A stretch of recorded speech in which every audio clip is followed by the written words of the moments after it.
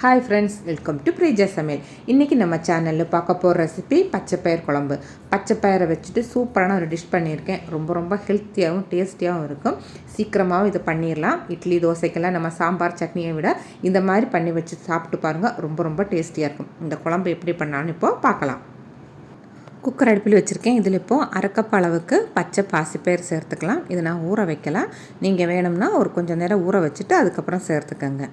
இப்போ இதில் 2 கப் அளவுக்கு தண்ணியும் சேர்த்துருக்கேன். ஒரு 10 சின்ன வெங்காயத்தை இதோட சேர்த்துக்கலாம்.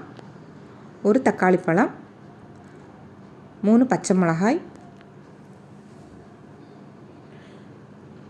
3 பல் பூடை சின்னதாக கட் பண்ணி சேர்த்துருக்கேன். இதோட கொஞ்சம் பெருங்காயத்தூளை சேர்த்துக்கலாம். அடுத்ததில் 1/4 ஸ்பூன் அளவுக்கு மஞ்சள்தூள், 1/4 ஸ்பூன் தனி மிளகாய்த்தூள் சேர்த்துக்கலாம். தேவையான அளவுக்கு உப்பு. இது எல்லாத்தையும் சேர்த்த பிறகு குக்கரை மூடி 6 விசில் விட்டு எடுத்துக்கலாம். நம்ம ஊற வைக்கல, அதனால் 6 விசில் விட்டு நல்லா வெந்து மசிஞ்சு வரும் நம்மளுக்கு பயிர். இப்போது 6 விசில் விட்டு எடுத்தாச்சு. குக்கரில் இன்னொரு பாத்திரத்துக்கு மாற்றிட்டு நல்லா கடைஞ்சி விட்டுடலாம்.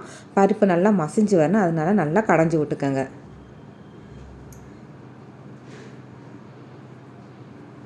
இப்போது இது நல்லா கடைஞ்செடுத்தாச்சு. அடுத்ததுக்கு தாளிச்சிக்கலாம்.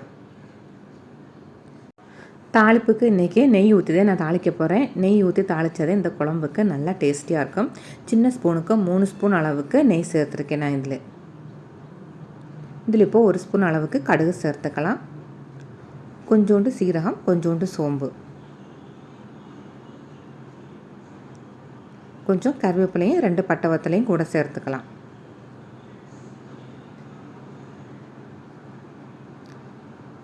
தாளிப்பு இங்கே ரெடி ஆயிடுச்சு. இப்போ இதை நம்ம செஞ்சு வச்சுருக்கிற குழம்புல சேர்த்துக்கலாம்.